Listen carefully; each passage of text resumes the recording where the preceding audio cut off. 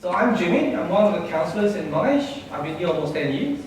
And can I just get to know you very quickly? Just say where you're from, like anything about yourself very quickly, which is what I did the last time. Just good to know you guys. You want to start off? Sure. I'm Julian. I'm going to my second year doing medicine. Thanks so much. Now that's the end of my presentation. Thank you very much. So it's really important to acknowledge where you guys are from, and I wanted to put in the time for that. And I always wonder why in Australia you say I'm true blue. Why blue? Is it because of the flag? Nobody knows. And, that's the part that I found in Australia. There's lots of stuff that nobody knows why it's like that. And so, can you hear me? I'm just trying to do this within about close to an hour. Usually I have either a whole day with staff, I run a full day workshop for staff, I also run a couple of hours for students as well, mainly ambassadors, peer mentors. So I'm a counselor, I'm also a mental health first aid trainer. If you've done, how many of you have heard me talk before? Hands up, because orientation you might have heard yet. Okay, so if you feel bored, feel free to take a break, walk around. But you might hear the same thing again. How many of you done mental health first aid? It's good cause, isn't it? It's really a bit of awareness about mental health, and you probably have someone speaking about that. So today we're looking at cultural competency, and you can't see the U, so it's not a cult thing. Yeah? I've got to change the color. From here it looks like cult. All right. So really, it is really about awareness. How aware are you about difference? I mean, if you look across the room, what do you notice straight away that's different? Instantaneously. What do you notice? There's different cultures. People are from different cultures. You don't notice that some are guys. That's obvious. So it's unconscious. It's automatic. So, but some things you've got to really it comes across straight away, and sometimes it's not so obvious. You think we're all the same, but we're not. So no two guys are the same. Ooh. Awareness. So you really got to be aware of what the differences are. And one of the things that we tend to do as human beings is we assume. We assume, when you break those up into three parts, is S, you, and me. So you're making an S out of you and me. We assume, and we are wrong if you feel like an S. I don't want anyone to feel like an S. Okay? So let's not assume. Let's be aware that there are differences. But what happens is, because we're different, we feel sometimes not so comfortable. I mean, when you come into the room, who do you look for? Your ex-girlfriend? But when you come into this room, you're looking for someone who looks like you. Class maybe the same hair color, or these days there's so many different colors. But someone who's kind of similar. Am I right? You'll be looking for your friends. You'll be looking for some people from the same home country, perhaps. And it's about finding something that's familiar, because we're not comfortable with difference. And over here we're talking about how to be comfortable with difference, but how to also overcome some of the barriers of communication. You see, one of the things about being different is we do sometimes don't understand why people are different, and we tend to judge them. And what I'm saying here is, to be culturally competent is about not judging and not being judgmental, but being curious. Why do people eat with their hands and not with utensils? Why do people eat food that I wouldn't even dare to look at? Why do people eat live seafood? Who's tried that? And how can people even do that? So all this judgment and prejudices, if you want to be competent, it's really about being aware that you have these judgments and to be able to put them aside and relate to the person as they are. So what I'm saying is, be aware of yourself. This is really about self-awareness. Okay? You okay so far? All right. And also looking at how do you manage cross-cultural relationships. So saying, because of the time, if I am able to guide you towards an awareness of being non-judgmental, being more curious, I think that's a lot to be done in a short time. I had a friend who, this friend of mine who went to, how many of you know that I'm from Singapore? Originally. I was born in Singapore. Who picked that up? Anyone? Nobody. Only Singaporeans. See, we don't have an accent, right? In Singapore. That's a joke. So serious.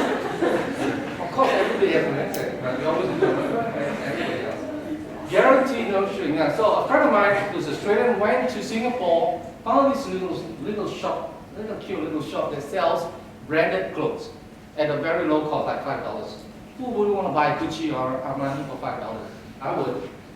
Friend of mine bought lots of it. He wants to, use them, give them away, I don't know, $5. And what happened was, on the label it says guarantee no shrink. So what happened was he started to wash them and they shrank. So he was so pissed off. He went over to the shop owner and said, "Hey, you ripped me off, right? I want my money back." And the shop owner, Singaporean gentleman, senior looking gentleman, look at him with his glasses and say, "Ah, you're from the West." My friend from Australia said, "Yes, I'm Australian, And this guy is very intelligent, very crafty guy said, "Oh, Westerners read from left to right. We Chinese people read from right to left. So shrink, no guarantee." So how many of you know this is a joke? It's not real, okay? My point, what's my point? My point is that this is English, but we read it in different ways. And likewise, sometimes when we look at someone, we think they think the same as us, and they don't. And we don't think the same as they do. So it's about not assuming and being aware of difference, okay? So if you look at this, this is pretty normal, isn't it? How many of you have done this? Hands up. Yeah, and get onto your Harley or whatever, and then that's pretty normal. But how many of you think this is not normal? Yeah, because in this country, it's normal to have 5 people on a bike. Where is this place? Have a guess. Not Singapore. Vietnam. China or Vietnam. Yeah? Who's from Vietnam? Who's parents? Yeah, is it true? You have 5 people? Yeah, and sometimes babies, and that's pretty normal. And it's not going like 100 kilometers an hour. It's pretty steady. Very good traffic. And do you know that when I went to Ho Chi Minh a couple of years back, and then I went to Hanoi last year, there's no traffic lights in the middle of the road. There are traffic lights, but in some junctions there's no traffic lights, right? And there's no accidents. People kind of find their way around, right? Except for the tourists. When you cross the road, you have to keep walking because there's bikes everywhere. So really, it's normal. So culture means that we all possess a set of values, beliefs, assumptions about life.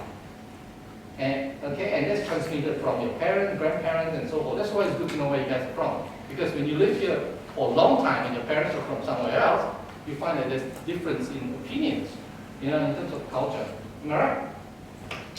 And it's not just about where you come from, but it's also about age, disability, religion is a big one, and so forth.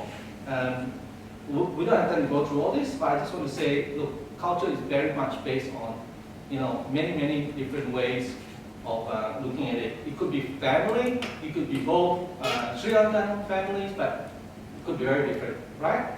Depending on religion and all that. And looking at culture as a window, a world view from your window.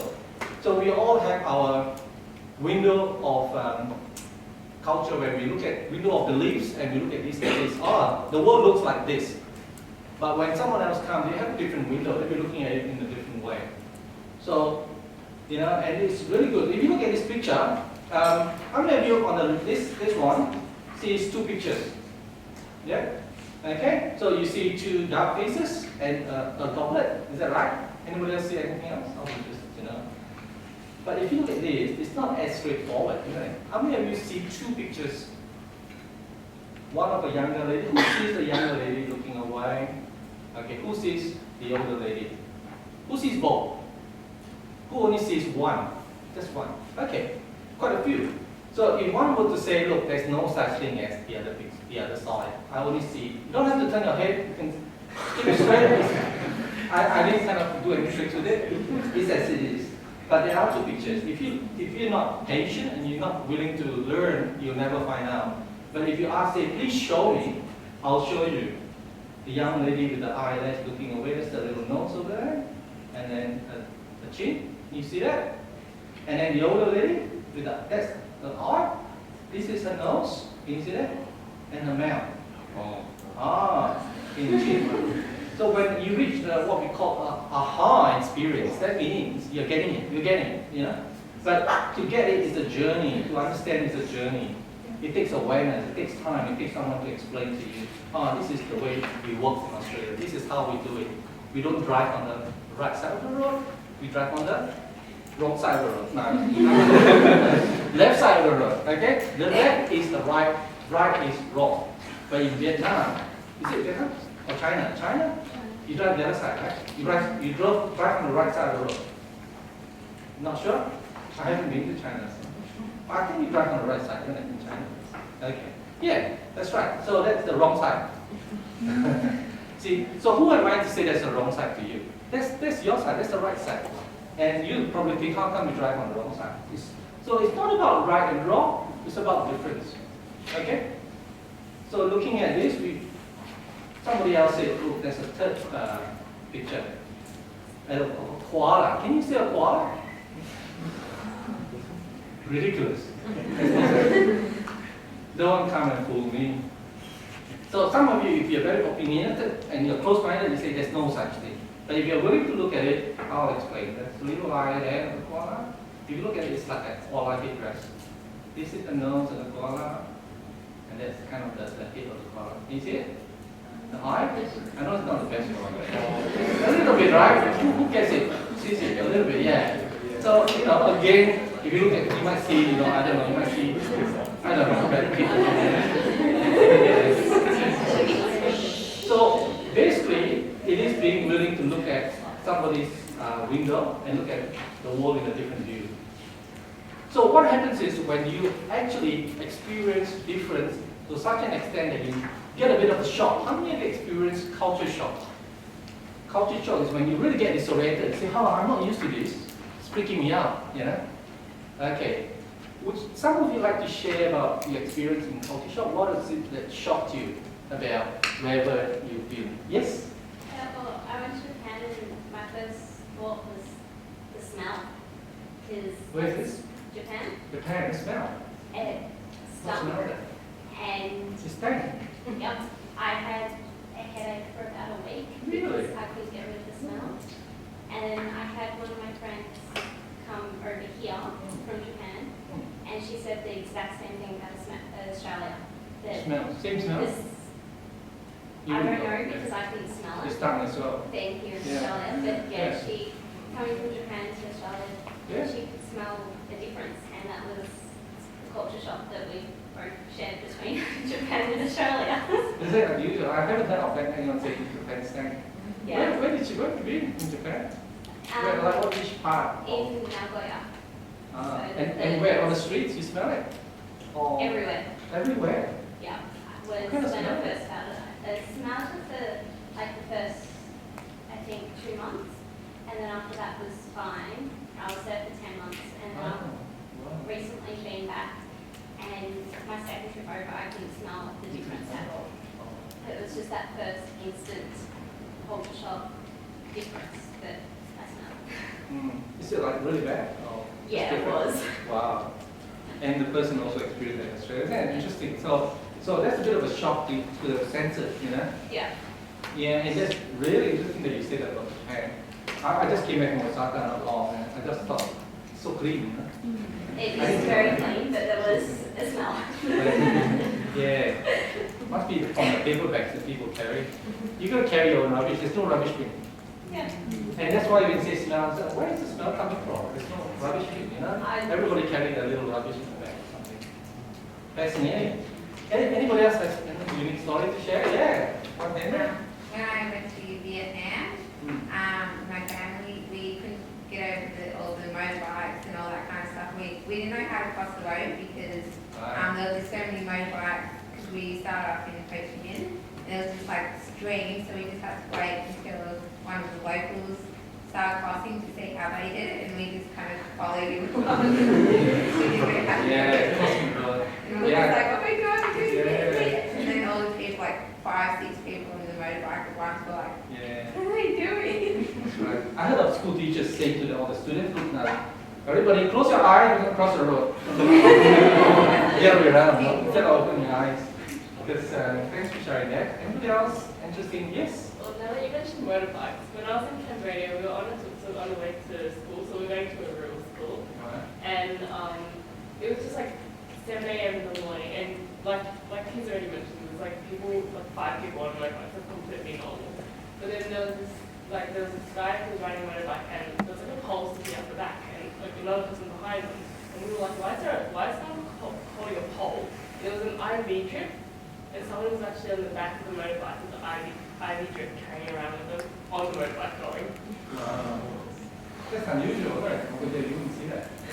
So unusual. Anybody else? Yeah? I saw a group of people and somebody holding a like little, thing, and I thought it was a protest march. And I found out later it was a tourist group.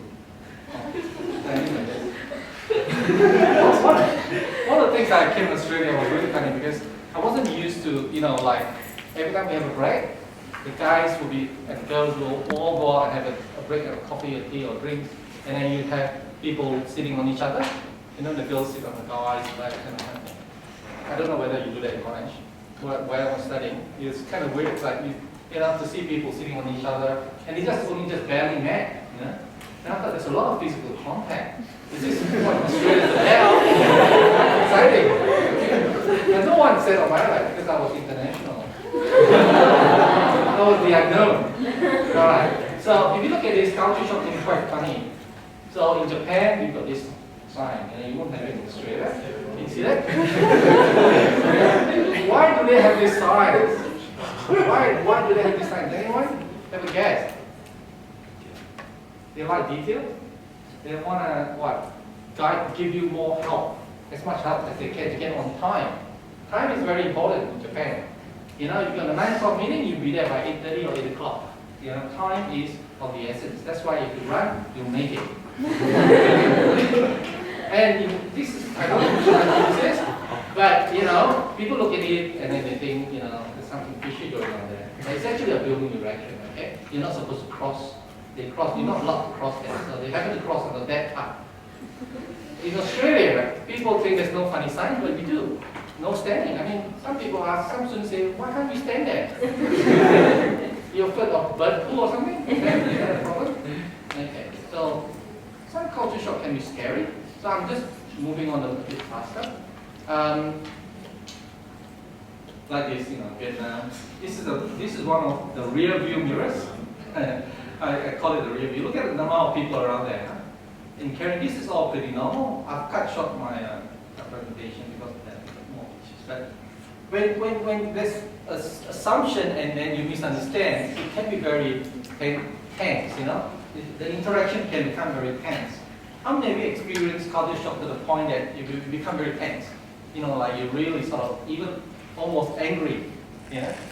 I want to show you this clip, which is about a man from Malta. The Italian man who came to Malta. Have you seen it? The Italian man who went to Malta. One day I'm going to Malta to bigger hotel. In the morning I go down to eat a breakfast. I tell a waitress I want 2 pieces of toast. She brings me only 1 piece. I tell her I want 2 pieces. She say go to the toilet. I say you no understand, I want to piss on my plate. She say you better no piss on the plate, you son of a bitch. I don't even know the lady and she call me a son of a bitch. Later, I go to eat at a bigger restaurant. The waitress brings me a spoon and a knife, but no fork. I tell her I want the fork. She tell me everyone want a fork. I tell her you no understand, I want a fork on the table. She say you better not fork on the table, you son of a bitch. So I go back to my room in a hotel, and there is no sheets on the bed. Call the manager and tell him I want a shit. He tell me to go to the toilet. I say, you don't understand, I want a shit on my bed. He say, you better not shit on my bed, you son of a bitch. I go to the checkout and the man at the desk say, peace on you. I say, peace on you too, you son of a bitch. I'm going back to Italia. Arrivederci. Oh, wow. So, the tensions just go on and on. Okay. So how many of you experience that conflict, just because of something misunderstood, just a word, the accent, and all that, it becomes such a big thing. Yeah? Do you mean if you go overseas, sometimes you get that sort of thing? People pushing and asking you to buy stuff, and you really sort of, So it is really about being aware that if you don't deal with difference, it can become quite conflictual. And what happens with some students, actually they experienced it. One student from an African country, I can't remember which one, said to me, he just arrived and he went to the beach and he wanted to buy a beach towel, and he went over to the shop and asked for a beach towel, and he says, I want to buy a towel beach. What he means is, I want to buy a beach towel. But the way that he said it, I want to buy a towel beach. And guess what? There was this whole thing, problem with the third person. Understandably so. He wasn't meaning any harm. Another student said, I saw an old lady, this person from an African country, said, I got up to give my seat to an older person and she ran away. There's misunderstanding about earlier. That's it. Okay. So really, we do grow up with stereotypes. We have stereotypes, don't we? I mean, when I grew up, my mom said, you can play with this group of people. They're nice, it's good for you, but don't hang out with this group of people. And she kind of monitors, where I should be going. And I said, why not? She said, because if you hang out with this group of people, you're going to get diseases. Like lice and all this stuff. And I really, when I grew up, I said, Mom, everybody gets diseases. So she said, yeah, I know, but this group of people will get it more. So it's what we call stereotypes. How many of you grew up with stereotypes? Anyone? Yeah, do you want to share some of this? I know you got out stereotypes, but what are some of the stereotypes? What are stereotypes? They are based on misinformation, gossip, no actual research data, no evidence, just plain fear, gossip, that kind of thing. Who wants to share what stereotypes that you had to grow up with? Anyone? Let's hear from some of you. My grandmother always tells me that I should not be friends with gays because I'll get STDs. STDs? Just by hanging out with them. And she's really believing that, she's really freaking out, right? That you will hang out with gays. Yeah, that's right. Yeah, and we all know, you can kiss a gay, you won't get STD, right? Yeah. So, what else? Do you know that? I'm kidding. What are the stereotypes? What other stereotypes do you have? Let's hear some of those stereotypes. Black people with glasses? Oh, that's not a stereotype. They're intelligent. People with glasses. Contact lenses? I'm not sure. People with blondes? Yeah. These days it's hard to tell. How come this blonde is so intelligent? It's because she dyed her hair? No. But really, all these stereotypes, they're all very traditional, but you've got more sophisticated ones. What's the stereotype about all this? Some of you who come from overseas, what do you hear out there?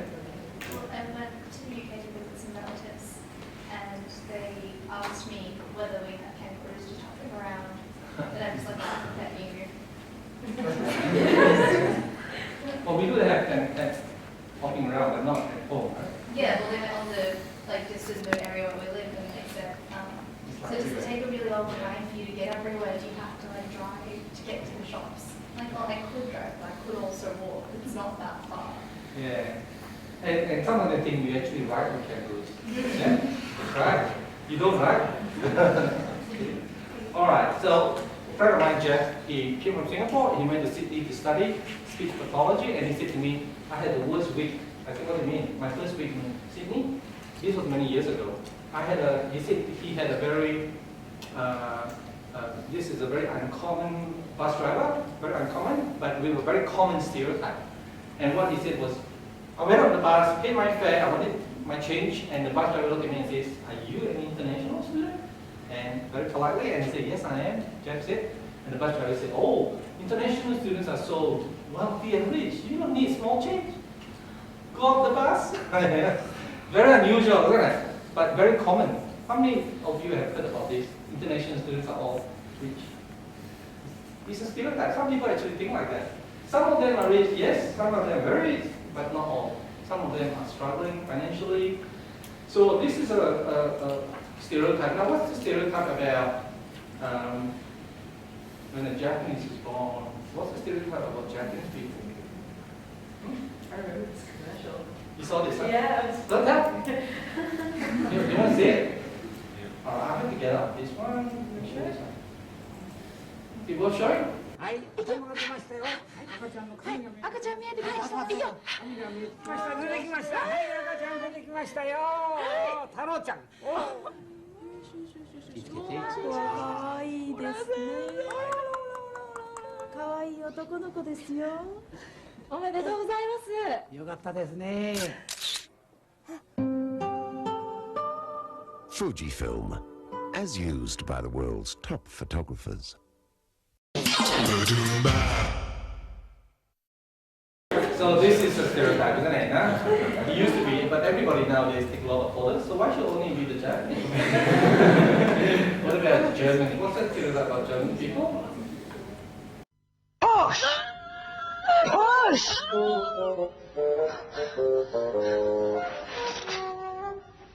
Come on, sweetheart.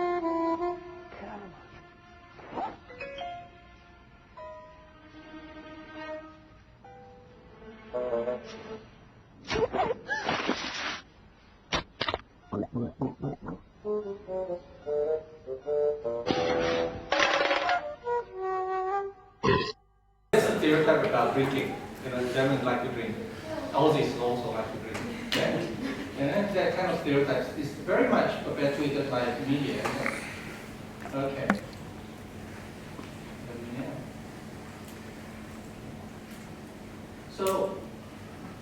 So when you're relating to somebody, it's good to just be aware of some of your stereotypes.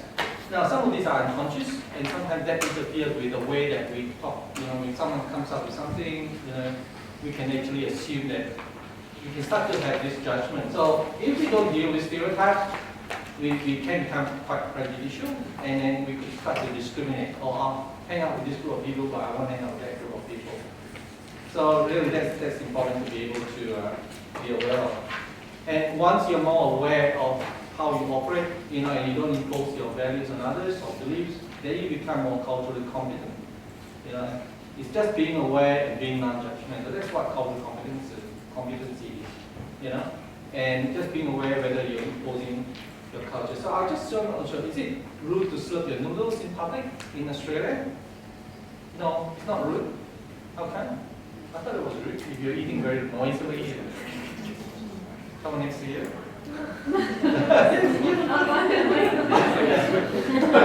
love to hear it, I know. But there are some people who think if you eat noisily, it's a bit rude, isn't it? Quietly. But in Japan, if you eat noisily, you slurp your noodles, it's considered good. Because the cooks think, oh, I've done a good job, you're enjoying it.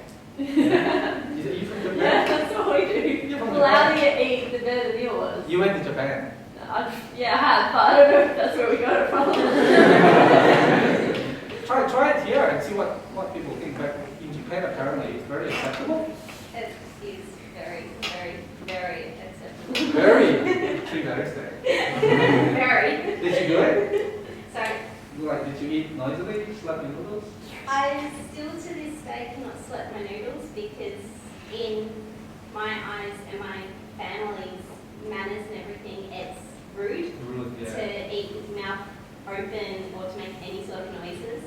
But in Japan, it's quite the opposite, and I still to this day cannot do that. Opposite, that's right. So for you to be able to cross over to the other side and do what you do, it's really hard. That's isn't the it? one thing I can't do. So if the person that you enjoy your noodles and you want the chef to know it's enjoyable, rather than saying it's good, you do him a bigger favor by crossing over and slurping it. Yeah. And getting out of your comfort zone. So, but what I'm saying is like, because we don't understand, sometimes it's so easy for us to judge the other person as being rude. But when we understand, we are more compassionate and say, oh, these people really understand, really enjoy the food. Now, when Aussies are openly critical and say what they think, they can be rude to the Japanese people. You know, it's hard to know what the Japanese person thinks because they're always polite, right? Smiling, polite. Indonesians, same thing, you know. And sometimes they're so polite because it's part of the value to show, you don't show your displeasure on your face. It's considered rude. And so it's hard to know whether they're being honest, truthful with you. I had an Aussie colleague who invited a colleague from Hong Kong. Said, Tony, would you like to come to my house this Saturday? We're having dinner, spaghetti and meatballs. And Yeah, that's a joke, Aussie, Aussie joke, like spaghetti meatballs. And we throw a shrimp in the barbie. And would you like to come to our place and have dinner? And Tony said, okay, I'll have to ask my wife. Then this is Monday, right? And Saturday is the dinner day. Nothing happens for Tony, nothing heard. So my friend, Winnie was wondering, she's Aussie and she's wondering, is he coming? So on Wednesday, she asked Tony, you coming to my place? My family, my husband want to meet you, my kids too. And Tony said, okay, I asked my wife, but she said we have to find a babysitter. Okay, so Winnie thought he's coming. On Saturday, we prepared the dish. Tony didn't turn up. And when my friend, my colleague told the audience, all the Chinese students know that Tony wasn't coming.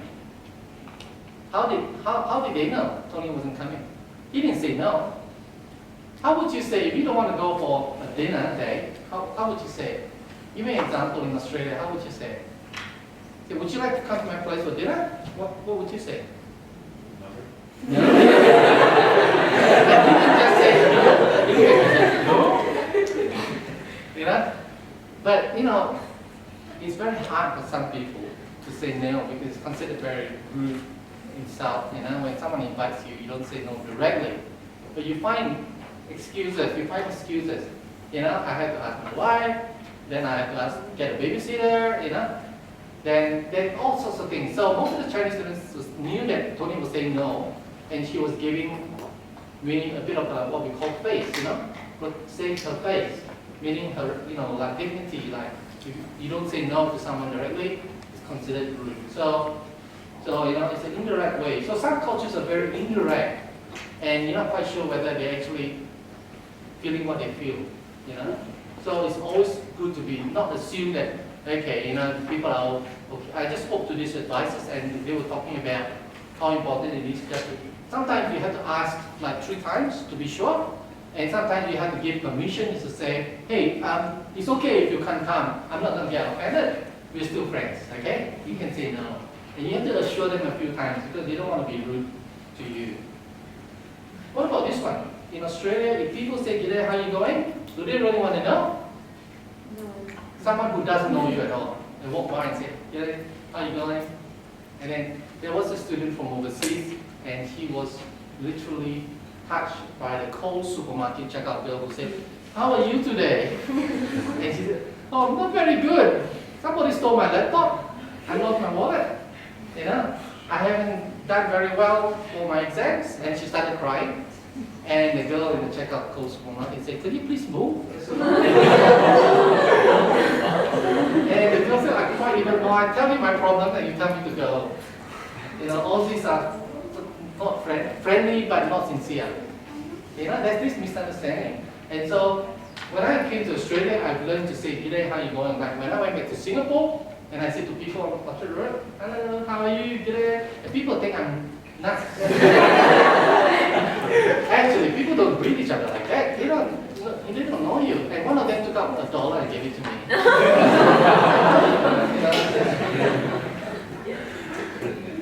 So we can appear to be insincere.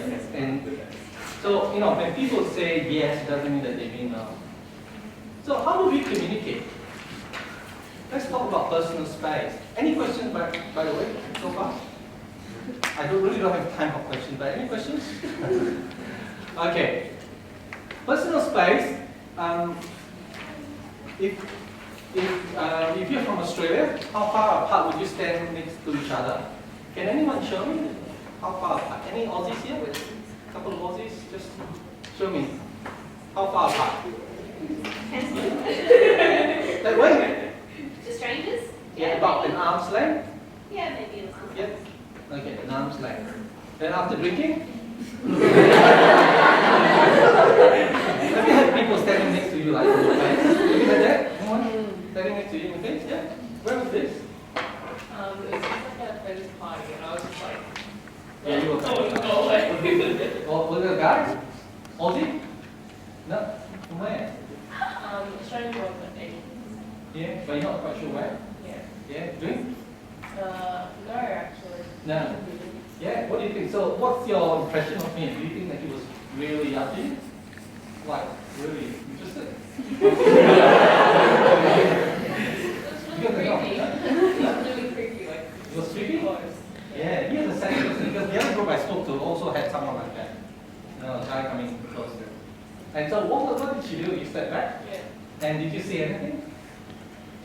Like say that just point to you observe that he's coming as you're going. Yeah. Yeah. Yeah. Yeah. You say something? I just like kept going away. It's called the pursuer distancer, you know? The more he pursues, the more he distance. Couple phenomena. So when you do come across someone who stands really close to you, I have a friend, Punjabi guy from Malaysia. He's very tall, stands next to me, good friend of mine. And whenever he talks to me, I can feel the spit on my face. Really nice. Literally watch my face every time I talk to him. But we're good friends. And I said to him one day, I said, I've had enough. You know, I was being polite Asian. I've had enough. I said to him, Daljit, you know, I'm so sick of you spitting on my face. Because after being in Malaysia for a while, I said to him, you know, don't stand so near. You know, and he said, look, Jimmy, you know, because we are good buddies, that's why, you know, if you feel my spit, that means we are very close. I said, well, why don't you let me spit on your face?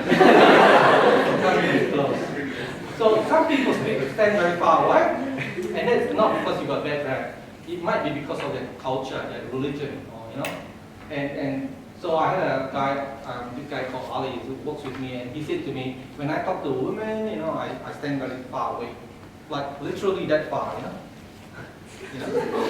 So don't be rude, and don't think he's being rude. He's just being courteous, actually. Anything to talk about personal space? Anyone? No? Okay, we'll move along. Eye contact. How about eye contact? Anybody in Australia, like when you're talking to someone, you have to look them in the eye, isn't it? What happens if you don't look them in the eye? What happens if you look down, look away, look up? What's the impression? What's the narrative? Disinterested.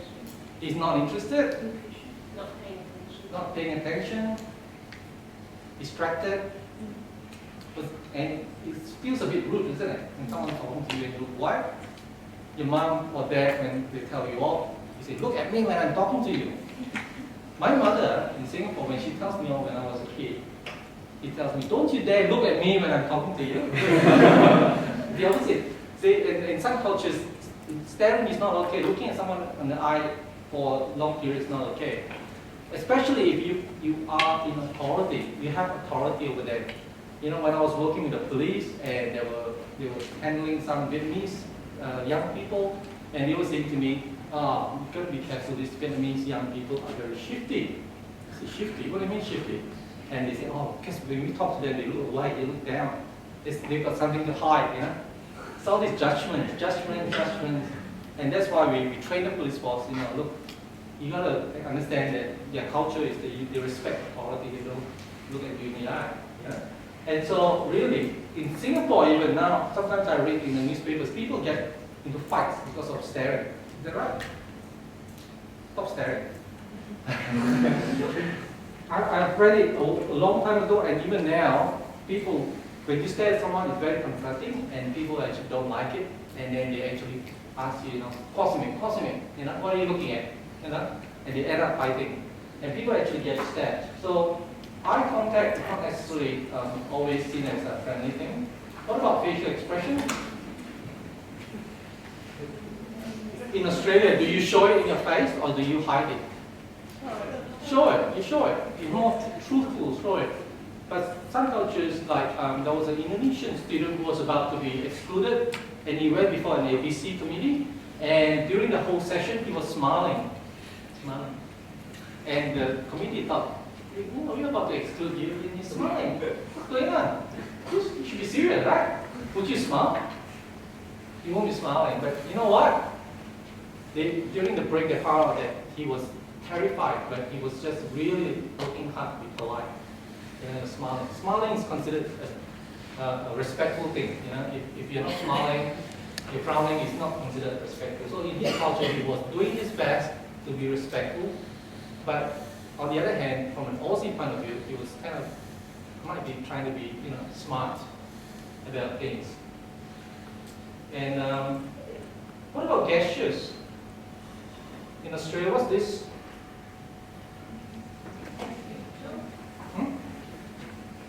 Okay. How many of you think it's okay? Okay.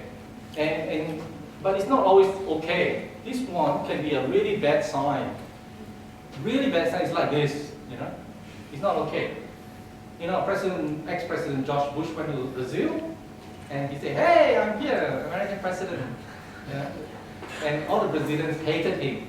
Because literally, he was doing, "Hey, I'm American president." So it's really a bad sign. Okay, so in Brazil, it's really a bad sign. So this is US, Australia, and most of it is okay. Apparently in Japan, it's like money. Do you have any money? And and just now that group I spoke to, one of them from Pakistan said this one means toilet. So when you're doing this, people can misunderstand things. Are you going to the loo? And it's not just toilet, it's a big pool. What do you to someone from Pakistan? Anyone from Pakistan here? Apparently, that's what they told me. That was something new. Okay, and you know some cultures don't have words like please and thank you, you know, and so it doesn't mean that they're rude. It's just that they don't use that. And joining a conversation, sometimes you have to invite them. But then, you know, in Australia, you just jump in. Am I right? Just jump in, and you need to know when to jump in, and not just be seen pretty rude to kind of interrupt someone. A lot of students struggle to do that, and you know they wait for the timing when everybody's quiet, they jump in, but there's no quiet period, so they have to be taught how to jump in. And interrupting as well, you know, sometimes people interrupt quite easily just for a short, you know, question, and that's seen as rude sometimes. And volume, when people are excited, sometimes their voice level go up, and that doesn't mean that they're angry or aggressive. It's just the way they, you know, maybe they live in a very noise-invested environment, and they have to be talking very loudly. Either that, or they might have some deafness on it here. And silence also is a sign of respect in some cultures, where people don't talk doesn't mean they're not interested, but they're just reflective. So these are all things that just to be aware of and touching as well. When someone shakes your hand and you say you put your hand and someone just, you know, do this, it doesn't mean that they're, you know, afraid of you or don't want to touch your hand. They actually, the greeting for their culture is this way. You know, it's a hard kind of felt greeting. Just now they were showing me, you know, some of them were saying, when you shake hand, you do this. You know, and some people don't shake your hand, not because you have a disease, because of religious reasons, you know, and gender as well. I remember speaking to a Muslim couple, and they were from Saudi Arabia, which part of the, and they were really very, because I was speaking to the gentleman, and he was saying, Australia is a good country. I said, oh, do you like the food here? He said, yeah, it's good. And I asked his wife to be respectful, both genders. Every time I ask her, do you like Australia? Do you like the food? He will answer yes for that, or no for that. I'm thinking, what's wrong? He can speak, you know, and the reason why he was speaking was because you're not meant to be talking to the wife sometimes, to the partners, according to their religion. So these are things that, you know, being aware and being respectful is really the key. And humor as well. We all laugh when we say it, but the chicken doesn't think it's funny. And how many of us sometimes laugh and you notice somebody is not laughing? It's good to be curious and say, oh, what, you know, how do you feel about this joke? You know, they may not think it's a joke, you know, it might be something in bad taste according to their culture. So, how many of you experienced this before? Some of this stuff that I say, anyone? Yeah? Any examples? Good to hear. You want to share anything that we can learn from? Yes. Oh, like when I was helping something, and I'd been washing dishes or something, and the girl came in and she was like, oh, hey, my name's Tara, but my hands were wet. So like in China culture, when your hands are wet, you present your wrist for the person to shake. And so I did that, and she was like, what are you doing? And I was like, oh, right. And I had to explain the whole thing that you're supposed to shake my wrist. And then she's like, oh no, in Australia, if your hands are dirty or something, you just do that. And that means I can't shake my hand, but I go, oh, you. So you had a chance to explain it. Yeah. Because the person was curious? Yeah. You wasn't judging it? No, she wasn't. That's good. Yeah. And so that's the thing. That's how interaction should be like. You know, being curious and inquiring mind and not judging is the key. Okay. I need to finish. So I just want to just say that if you're helping someone, it's important to be genuine, be a real person, not to be judgmental, but also to have empathy. What is it like in their country, where they come from, what's the difference, okay? And the rest you can read pretty straightforward, is Isabel. And also like referring them for professional help, if you feel like it's out of your boundaries. And communicating effectively is about watching for evidence of your hypothesis and being able to check whether it's correct or not. So be curious and be wise, looking at different alternatives and get the whole picture. Because cultural competency is a lifelong practice of becoming aware, non-judgmental and skilled. And be aware, be willing to learn from our mistakes and become better. And last of all, let's celebrate all diversity. Okay? Thank you very much, everyone.